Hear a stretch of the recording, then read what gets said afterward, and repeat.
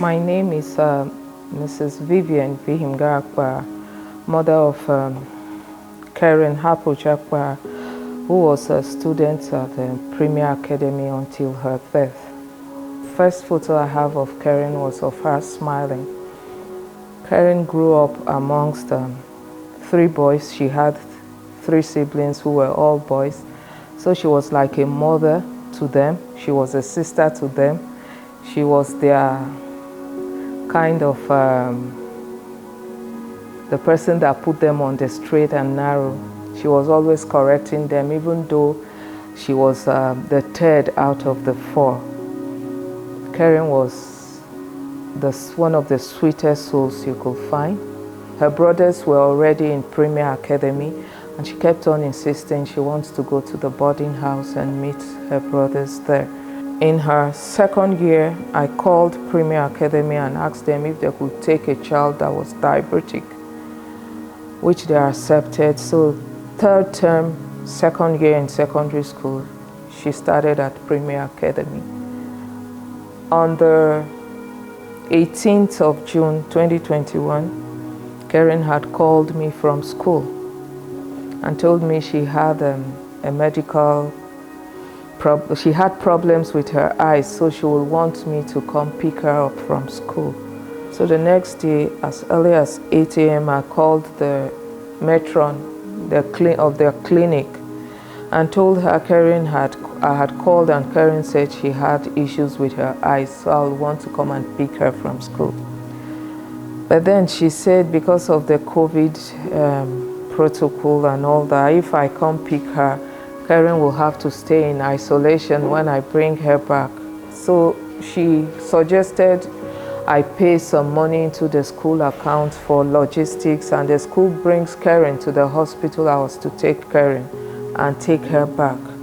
At about 10 a.m., they brought her to Premier Nisa clinic for her eyes. And when Keren saw me, she said, Mommy, that wasn't our arrangement. You were supposed to come and pick me. And I told her the school said they will keep her in isolation because of COVID-19. And she immediately said, that's a lie. Nobody stays in isolation in that school. So I told her, and there was another girl with her in the car. She pointed at the girl and said, she's going home for her mother's birthday. I'm asking to come home for medical reasons. So why will they give her an exit and refuse to give me one? So I told her if that's the case, after the doctor sees her, I'll go back and pick her. She should just follow them back to school. After the doctors had attended to her, she was going out to meet them. She asked me, Mommy, are you letting me to go back with these people again? And I was saying, what do you mean by that? What do you mean? She said, no, nothing. I told her I will come pick you. So I now asked her, do I give your teacher that brought you and the nurse some money? And immediately she said no, which was not like her. I said, why? And she answered, are they not the people that were shouting on me that is this the first time? It's first time of what? She said, no, Mommy, don't worry, it was just my eyes. When I wanted to take her home, for the first time, the security man said, I must present an ID card before I take my daughter home. That was the first, because I have other kids there and she has been schooling there for a while. So I asked why, and she said that's the instruction he was giving. So I gave them my driver's license and they took a picture of it, and I brought Keren home. All the way home, Keren did not say a word. And she talks a lot. She used to talk a lot. So when we got home, immediately she walked in, she switched off all the lights, switched off the telly that was on, and laid on the chair. So I asked her to go upstairs and sleep. She went to the first floor here and laid down there. At about 4 a.m., 5 a.m. thereabout in the morning, she woke me up and asked for water. And I brought water to her. I brought warm water to her.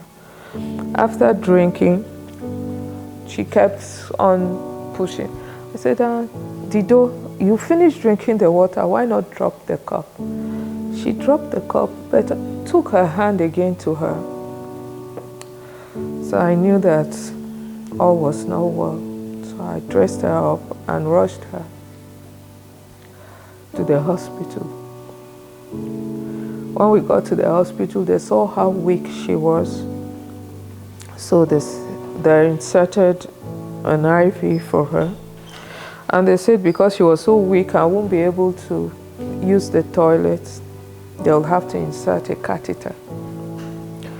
In the process of inserting a catheter, they noticed a discharge. They cleaned up.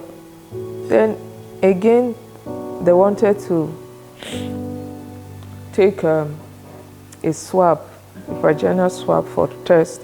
And they noticed a discharge again, a lumpy discharge. So the doctor said, no, you have to test this. All this while, my daughter was shouting and begging, please, just let me go. I just want to go and pee. Please, just let me go. I just want to go and pee. And shouting, mommy, mommy, please, just let. So they had to restrain her because she was fighting too much. At about past 1, the doctor came to me and said he wanted to see me. So I went out to, he said the urine showed lots of dead sperms in it. And then that discharge was not candida. It was more like latex. So he said your daughter was probably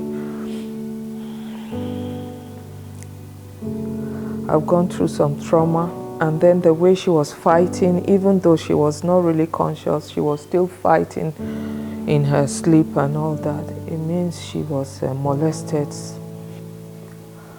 I put a call through to the house father, my son's house father. I wanted to talk to my son and find out if he knew anything that happened to his sister. So the house father asked me how my daughter was doing, and I said she wasn't doing too well. She was she was still unconscious. And he said, Madam, don't worry, she'll get better and come back to us. And I said I wasn't going to take my daughter back to that school. And the next thing he said was, Madam, don't worry, we'll get to the bottom of it so that it doesn't happen to another child. Without me disclosing what I had learned from the doctor.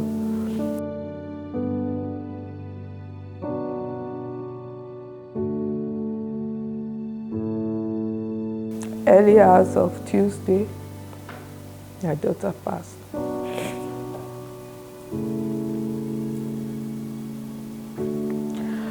So I called the school in the morning and told them she had passed. And at that point, they made a total turnaround and started accusing me of mismanaging my daughter.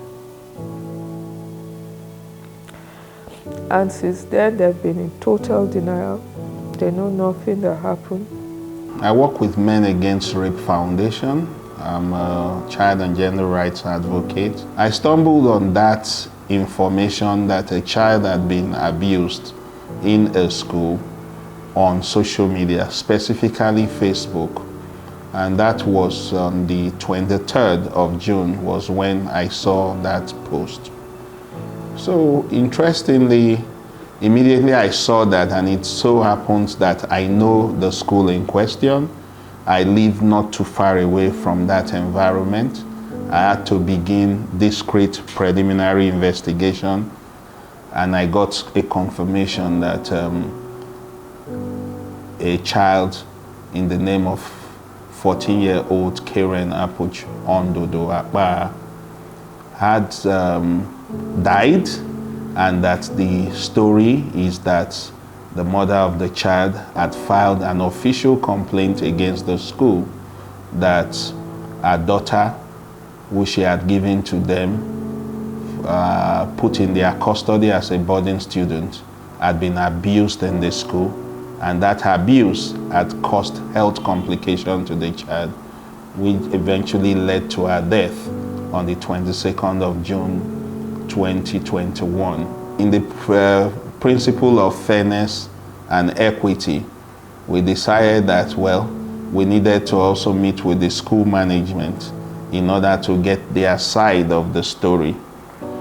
One of the things that struck me most in their narration was the fact that they described Keren Akphagher as a very disciplined child, a child who, though was type 1 diabetic, was very disciplined about her medicaments and never would eat any food that was not approved for a diabetic. We asked them, have you ever had any incidents whatsoever of sexual harassment, sexual abuse, sexual misconduct brought by a student against a staff or against a student, a fellow student?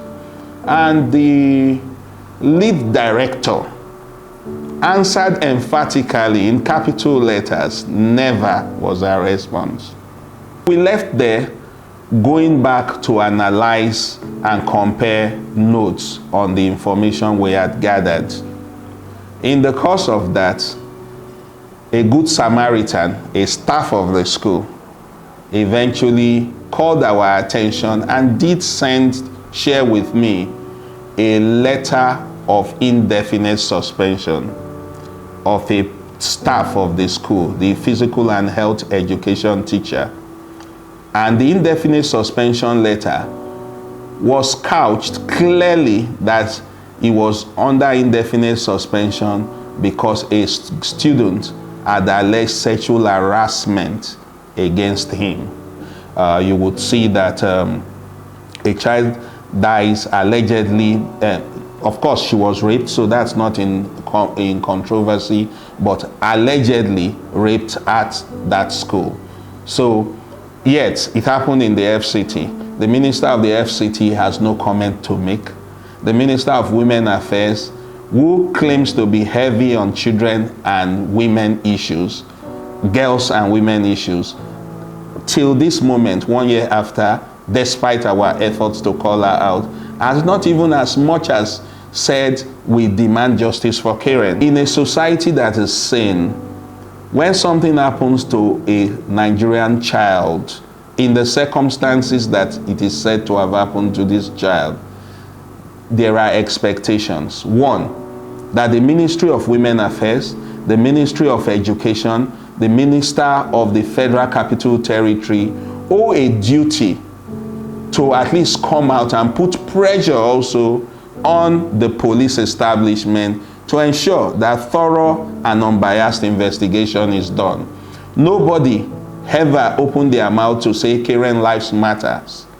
It's as if because she's the child of a nobody, child of a public servant, and not a child of a political elite, it didn't matter to them. And this is why I say the declaration by federal government and state government about the state of emergency on SG, sexual and gender-based violence, it's just lip service. There is a yawning gap between the pronouncements made and concrete action. A society that forbids, a government that abhors sexual and gender-based violence cannot be tongue-tied and keep its mouth sealed and not take action to make sure that the life of Keren is accounted for. But as we speak, the police plays a fundamental role in access to justice. The police has been anything short of honor in this matter. I'll give you an example. 1 year on, a family needs closure, a family needs healing, a family needs to get going. Yet, as we speak, the family has not been availed an official copy of the medical certificate of the child. The family has not been given the official copy of the autopsy report of the child, the late child. Now, where does that happen? Where your child is dead and you are deprived of accountability by the police, because the hospitals were under instructions by the FCT Police Command, particularly DCP, Deputy Commissioner of Police, Fompam Joseph, who was the first person in charge of the case. that they must not release these documents. So it's very harrowing, it's very disturbing.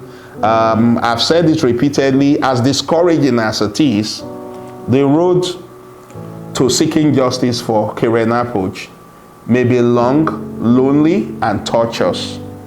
But we remain unbowed, committed, and resolute that Keren Akphagher will not be a mere statistics when you are collating data on children who died as teenagers from sexual abuse. Is it not laughable for a school that has lost a child in that circumstance? You want to intimidate a Federal Consumer Competition and Protection Commission from investigating issues of service failure? You want to intimidate the mother of the child, whom you have flogged and you have said she should not cry. You want to intimidate a licensed gender and child rights advocate from speaking. We are not judges. We are not pronouncing that Premier Academy is guilty. But we are saying that there is prima facie reason why they should investigate the circumstances that led to the death of the child.